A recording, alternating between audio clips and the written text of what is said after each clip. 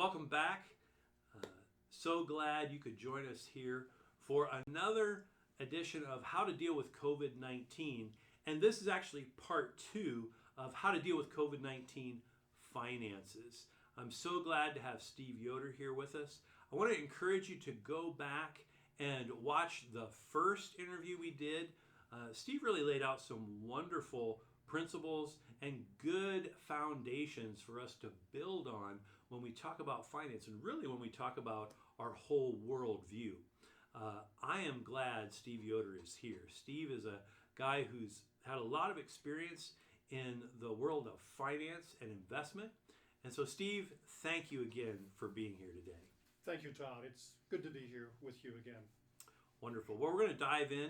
We've got about 5 questions that we're going to move through. And the first one is, are there still some financial principles that make sense no matter what the present or future reality holds? You know what, Todd? Some things never change in my mind. Financial principles that are true work in the good times and the bad times. And I think when we recognize that, we can latch onto them and use them to our advantage. And frankly, it's easy when times are going well to feel like we've got things under control. It's when things get difficult that what we're doing will come out, whether it's good practice, bad practice, and all that. So when you think about that, I looked up some statistics just this morning and realized that about 3 out of every 10 Americans have really no emergency funds to speak of for such a time as this. And less than 2 out of 10 Americans are able to say, I've got enough to take it to the next 4-6 months if I lose a job or my income's cut back or whatever. Those are staggering statistics in the land of the plenty. And so I just throw that out there. And so it leads us really to financial principle number 1. Don't spend more than you make, and be sure to tithe your income first. I can say that in a more positive way. Stop shopping. No, just kidding. Whoa! But in reality, that wasn't meant for targeting anyone. But right now, while we're staying at home, it's a whole lot easier to get online, look at some things we'd like to have or wish we could have because we're tied in at home, and begin to start piling into, well, I deserve it. I need some things to help me in this time. And it makes me feel better. It makes you feel better. To acquire I stuff. spend a little money. Right, exactly. So that's a tough time, or tough thing to overcome when we're in this kind of time together. As to the matter of tithing and not overspending, I think it's really easy to remember that when we tithe, we're honoring God first, who is the source of everything that we have and have received already. And so he gave us the strength, he gave us the ability to have a job in the first place and to get a paycheck. And it just seems to make sense that we would honor him with that. He has a way of using our 10% and multiplying the other 90%. He's known for multiplication. I just want to say that again, he's known for multiplication. He's good at it. If we have trouble believing this, I think it's important as a practical example to find someone that has already done this for their in their whole life, and go and talk to them. Say, tell me your story. What's really happening? How did you find God faithful in your own situation that I could benefit from, because I can see that God was working in your life. I'm going to trust him for my own, and I'm going to try to work at that. So, but how do we keep from spending what we make, or more than what we make in some cases? I think that's the question that takes us into the next financial principle. So aside from number 1, don't overspend and make sure you tithe first. The second one is set some meaningful financial goals. This is going to include you and whoever else is in your household, or it could. Goals you want to achieve are goals that you will believe.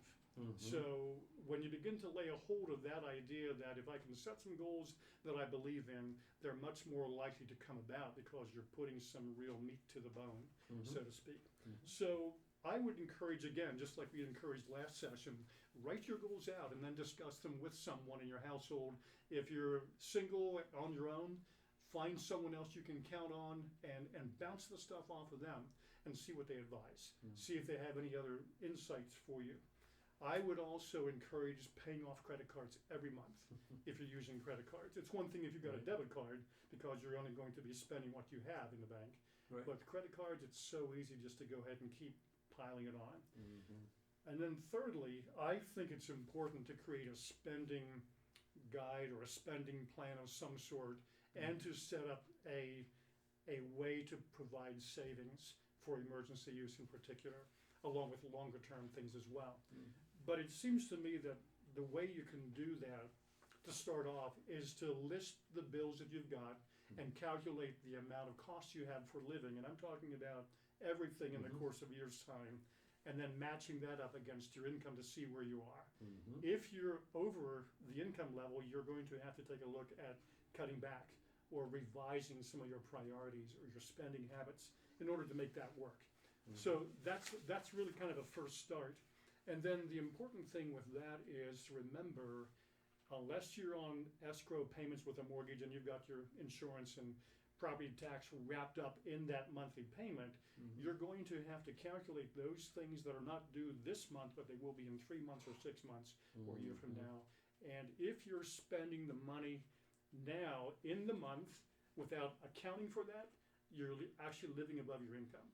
Because when you get to the point where the property tax is due or the quarterly insurance is due, you won't have the money there, and you're either going to have to borrow or skip that month, Mhm. do something else to try to find a way to pay that. But when you factor that in on a monthly basis, you can really set the tone for how to not overspend your income and also set the tone for tithing. So it almost sounds like the good strategy is to have an annual budget. And And then I don't even really like the word budget, because Right. budget, a spending plan. a spending plan is what I like to Yeah, call it. spending plan. Yeah. You're going to spend money. Right. But what are you going to spend that money on? And Yes. I hear you saying, really, to get the best picture, look at the year. Look at Right. 365 days and what's going to come through. Right. That's wonderful. It is. One of the things that I think about in comparison or as an analogy is some people right now, if they're into the stock market, may cringe when they open up their computer to see what they're going to find for the next day or Right. this morning or whenever. I would, the reality of that, it is what it is. Mhm. It's the same thing with our spending and our habits. Go ahead and be honest with yourself and take a look at what you really are spending for. And if you don't know, start tracking for a month or two of everything you spend Mhm. for and put it in categories and see where am I putting my focus? What am I really doing with spending $100 here when I maybe didn't need that, but I just wanted to? Right. And once you've listed everything, that's kind of the reality look. Then start getting honest about saying, what do I want to keep spending money for that? How important is that to me? And when you get to that point, now you're beginning to start dreaming again about maybe what you'd like to do differently than what you are currently. And so that current reality check is a big one. Starting there is really key to getting a good handle where you want to go in the future. But those goals that you establish then for yourselves can be a directive, can be a focus then of where you want the money to go for the future. And that's more important than looking at a budget and looking back to where you spent the money Mhm. because it's already gone. What are you doing going forward to let you see where you want the spending to happen based on living costs and based on your goals and all that? So that's a bit of a practical step there. And everything falls in the window of 90%, because that 10% tithe, and whenever we use churchy words like tithe, the tithe is a word that means 10%. So when we talk about giving a tithe, we're talking about giving 10% of your income. So we're talking about living on less than what you make, and That's exactly right. fine fundamental principle. If you really want to go further than that, which would be really, really, really valuable for a lot of us, give the 10% first to God. Take another 10% and squirrel that away. Maybe part of it to emergency fund, part of it to longer term investing, and then live on the 80%. That's right now to begin that process, Todd. If people are already losing overtime, maybe even losing work hours, regular work hours, would be a tough thing to do. But what if you took the look to say, we're not going to be in this COVID situation forever? Right. There are going to be answers that let us get out again and do things. what if now is a perfect time to just set and plan for how would we want that to look once our income level gets up to speed again? It would be a great practice to work at that. So, And I'm just going to throw one plug in, that 10-10-80. That's a principle that I teach in my membership class here at SMC. When we talk about your time, talent, and treasure, when we talk about the resources that you have and the income that you have, I teach in our membership class 10% tithe, 10% saving, live on 80%. So I'm so glad that you're bringing that in here as well. I think it's a great idea. I think one final point I would say, make spending choices in line with your goals. So in other words, your goals will help to focus on where you want the money to go.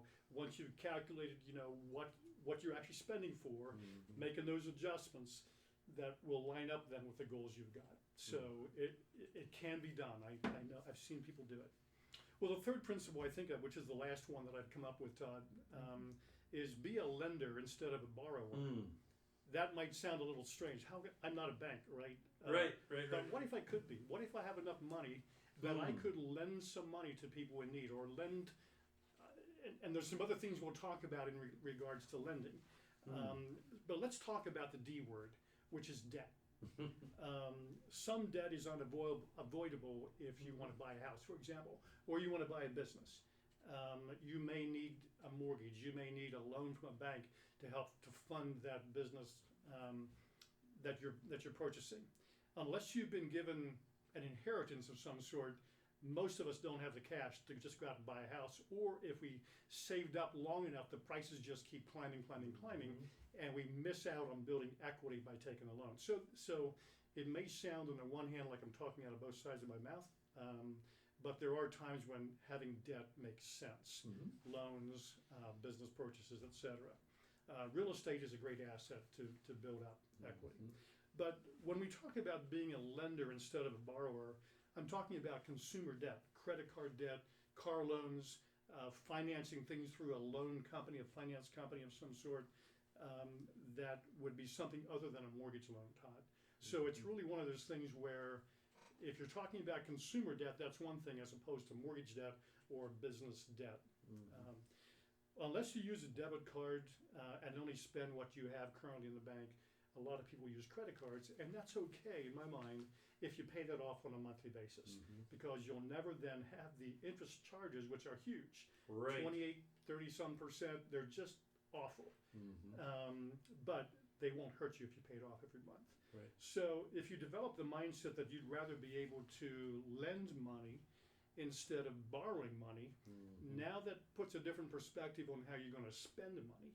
So when that happens, you begin to put yourself into a position of getting rid of debt rather than piling up more debt, so that you have not only emergency funds, but you've got something else build up, other funds that if an opportunity comes along, you can take advantage of, whereas you couldn't as easily if you didn't have it there. So that's part of the whole idea. If you somehow think about vehicle purchases, I think of that just as kind of a prime example. I do not like to buy vehicles. They're just a nuisance, and you've got to be good at negotiating, and you've got to know what you're talking about, what you're looking for. But let's take that as an example. If you take a car, and I might get some flack for this, I don't know. But for example, let's say you want to buy a car with cash, which would make sense if you want to hold it for a while. If you want to pay for it and then let it run as long as it can run until it dies or something close to it. Leasing can make sense if you have the cash flow and you can make the payments, and you want to be sure to have reliable transportation that has good warranties on it during the time that you're leasing it, which is many times 3 years, 3 or 4 years potentially. A lease oftentimes has less expense than owning a car or having a car loan with a monthly payment there, even though you have to give it up at the end or just buy the car at that time. Right. But when you talk about cash flow, many times, at least right now, you can get lease payments that are less than a car loan payment would be, even though you don't own it. But here's the point. You're going to, as long as you drive in your lifetime, you're going to have car expense. You're either going to save money up in cash to buy a car with cash, or you're going to have a lease payment, or you're going to have a loan payment. Right. So one of those three ways is how you'll afford your transportation. So what you have to think about is, if I can discipline myself to set money aside monthly to save cash to buy this car that I want for the long term, that would make sense. Right. And that's an expense. That's something you've got to build into your spending plan. On the other hand, if you want to try to keep the least amount of cost going while you're driving, it may make sense to lease. Or second best would be maybe to take a loan out and work with that if you can afford the payments there. So go ahead. I was just gonna say, cash flow is the main. I've had some Yes. friends that have gotten into leases, and they didn't have the cash flow to support the level of leasing. And the other thing that I've had people get stuck on is there's usually a mileage cap for There every is. year, and if you can't, a lot of people drive just as far as they want to, and a lot of people drive a lot further than they ever imagined. Right. And I've had people get stung when the lease goes up and they have to pay for extra miles. Correct. That There's can a be lot of details like that, Todd, that Right. you got to watch for, and that's why you have to, I think, for transportation, Yeah. determine where you want to be. Right. And so, in my mind, if you go back to the financial principle of becoming a lender instead of a borrower, you're in essence being a lender if you have cash and you Right. can pay for it. Right. And You're lending to yourself. You're lending to yourself because You're not, your own bank. You're your own bank, and you're squirreling that away as you go, rather than depending on getting a loan with a credit score and everything else. Right. That can create its own issues. So yeah. Gotcha. So I think I'll stop there. Yeah, that's good. I might get Well, some and flack I for just- that. But I love shopping for cars, so it pains me when I hear someone say, "Oh, I just don't like that." So yeah, that's great though. It's great. do you know why it is that I don't like it? I Tell don't me. like putting the cash out because it's a depreciating asset. Oh yeah. I mean, it doesn't make any It's not an sense. investment. No, It's look, a terrible investment. I would rather drive a jalopy and make it work. I've got a truck right now that Joyce says, you got to get rid of that thing and get a big car. Now, she'll probably, kill me when I get home when she sees this thing. But I like that old truck. It has rust on it. I would be happy enough to drive it into the church parking lot with Right. my load of mulch Right. and not be ashamed at all. We went and looked for some trucks, and they're $35, $45, $55, some $65,000, $70,000. Right. You can buy a small house with that and remodel it. Right. It's crazy. Right. So I don't. And that would actually appreciate in value, where the truck just I mean, we're getting passionate about Right. cars and Right. trucks, but I see them as depreciating assets, Right. and so I'm always looking for how do you build into the future, and you don't do it with depreciating assets. right. So, but you have to have them to get around. Necessary So, evil. right. All right. End of vehicle tangent. Yep, we're done. Let's keep rolling. Here we are. Question number 2. What does a kingdom perspective mean for the stimulus check I received or will be receiving? Folks, free money. Oh no, Steve. What do we do with that? Todd, that's a great question. I'm sure people will be all over the board on this question. Yeah. And all kinds of ideas. Some might say, I deserve this. Nobody can tell me what to do with it. The government owes this to me for locking us down, for losing my job. I mean, there's some Right. legitimate concerns and reasoning out here. Other persons will have the attitude, you know what? This was something that we weren't expecting. This is a provision from God himself. And I'm not saying the government's God. I'm just saying God working through government officials to give us some relief. What can I do with it? What would God have me do with this? That's that kingdom mindset again. And so I think it's important to recognize that it comes from God. Everything comes from him, even if it's through other people. But I believe that we ultimately, when we have that perspective, we're going to see and hear things from God that will give us insights into how to best use it. So, for example, some questions I think of when I look at how do I use this stimulus check? Who could use some help from this, God?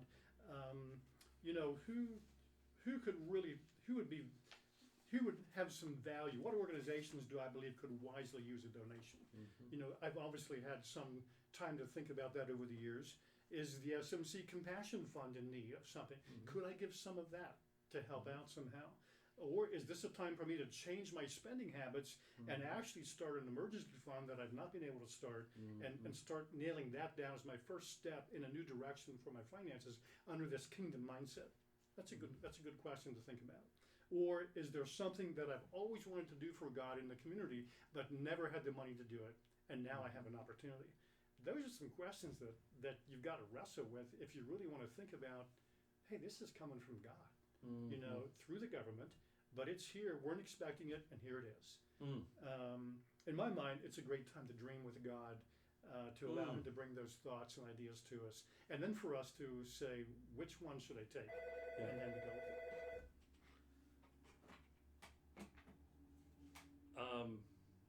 Well, we just had a bit of a technical issue here with the phone, but I think we're going to roll on through. Thank you for our tech crew taking care of that. These questions that Steve just brought to us, the outline and a lot of the answers are going to be in a blog. I really would encourage you, we're going to get this loaded onto our blog, which is available on our website, so that you can go down through those questions. And Steve talked a little bit about the SMC Compassion Fund. I want you to know we have already fielded asks from the community. Just this last week, I worked with some people who had some needs, and we were able to accommodate them because our Compassion Fund is available, and we're going to keep meeting needs in the community. If you want to give specifically to the Compassion Fund, simply write it on your memo line for the check, or if you're giving online, you can actually choose to give to Compassion Fund. That's something that we do here at SMC, and I will say too, to give to the general fund. April was a good month for SMC. People are being faithful in their giving, and I just want to encourage you and thank you for being so faithful in your giving. We're going to move into the third question now, and I think this is so good. There are actually sub-questions underneath. How can we hear from God to know what to do with potential job loss, reduced level of income, needs of those around us, and changes we need to make for our financial future in light of what COVID-19 has brought? Well, Todd, there's no doubt in my mind that this whole coronavirus situation has really given us all the opportunity to reflect and evaluate what's really important in life. I know it has for Joy and myself. We've had to slow down our normal pace of life, although in many ways it also has complicated it, which I'm sure you're discovering as well. And in all of this, we can access God 24/7, which is just amazing to me. That's right. And we know that He hears us, which is awesome. So when we look at the situation we find ourselves in, the question we ask is, so what do we do when life changes? When life brings things about that we haven't experienced before, and our job routines change, and our income is reduced potentially, and we see others in greater need than even ourselves. What do we do? I think, and this is going to sound really strange, Todd, because I don't know that I hear it very much, but I'm starting to hear it some from different sources around the world. First of all, I think we cry out to God. We see this in the Old Testament, that when the children of Israel, instead of complaining all the time like they used to, when they start really crying out to God and saying, God, we don't know what's going on here. We're coming back to you. What's happening? Tell us, show us, deliver us. It's a way to grieve over what we're experiencing now. And you might say, is grieving really that important? Is lamenting about something important? Because we don't like to do that. And it's something that we don't usually do. But what if we could grieve the loss of what we had? What if we could grieve even the loss or the change that has disrupted the lives of all of us, not just thousands, but billions of people? This is global. This is global. What if we think outside of ourselves and begin to grieve for people and then begin to cry out to God and say, deliver us? I keep praying that this whole virus will be annihilated, and gotten rid of. But I think whatever comes to mind, we should just grieve it. It's really our confession to God of our current reality. So let's take where we are right now. We can imagine the future, but let's say right now that we grieve where we are, what we've been through, why we're not able to do things the way we normally do, and we just tell God, here's where we are, here's our current reality. And then I think this may sound kind of strange. Why would we really do this? What's the good in that anyway? And what's the good in that financially, especially since I've lost my job? Well, grieve the loss. Grieve the loss of that job. It helps us handle our emotions, and really helps us understand what's going on under the surface, inside how we really feel about things. And I think by doing that, we're speaking the truth to God about who we really are and how we're feeling about this thing. He wants us to be able to share that with him and to know that he's there to listen to us. And the fact that we're not able to figure out a way for ourselves to get back on track exactly like everybody else. And so in the reality of this thing, when we confess our own lack and our need for him, he responds in ways that only he can provide for us. I just know that to be true. And in the process, what we find is that hope comes alive again in us, and we're able to start dreaming about what if God would provide some things in ways we haven't imagined. Now to him who's able to do immeasurably more than you can ask or imagine, to him be the glory. The other thing that I think goes right along with this is to ask him to show us what he wants us to know, and really what he wants us to do once we know it. And this is really about repentance and obedience. Lamenting and grieving over what we have is kind of telling God, here's where we are, here's what I see happening. You tell us now what you want us to know and how you see it, because there's obviously things you see that we don't see here. And what we're doing then is turning to him. So there's that repentance, the changing. And in all of this, we want to ask him, what is it that I need to do right now or evaluate about my finances that if I did them differently would change my life going forward here? And when we do that, we're going to get ideas and even strategies from it. We might even find ways to build a business or start a business of ideas we never thought about. And so I think what it really means is that the questions we might ask would be, does that mean I need to plan more wisely of how to use my money? Yes. Does it mean I have to quit spending on some things and plan to spend my money on other priorities? Yes, it probably does. Does it mean I have to get retrained for a different kind of work? It might. Should I be more aware of the needs of others right around me? Absolutely. And do I need to look to God to direct me in figuring out ways to help them? Yeah. All of those things to me, Todd, really bring about, I think, the important point that makes it really simple. Say yes to God. Just keep saying yes to God of what he shows you and what he tells you. Say yes, even if you don't know the answer of how it's going to work out. To me, that will set the stage for how we go about living our lives in a way that will be pleasing to him with our finances and all the ramifications that come with that. Excellent. Well, Steve, I think we're going to do a wrap-up. We're just about out of time. Okay. Are there any thoughts just in summarizing what we've gone through already before we wrap up? I think the whole idea of evaluating where you are, this is a prime time. I know some of you probably have kids at home. You've got job situations. Some of you, this hasn't changed life a lot because you're on the medical front or wherever else. But it is a time to evaluate, and I think that's the beauty of this whole process here. We can begin to look at where we are and then where we believe God would like us to be. And in that, then we can take some steps to go ahead and do that. And just keep saying yes to God of whatever he shows you. Excellent. Well, that's about all the time we have for this session. There is going to be just a little bonus session that's going to come.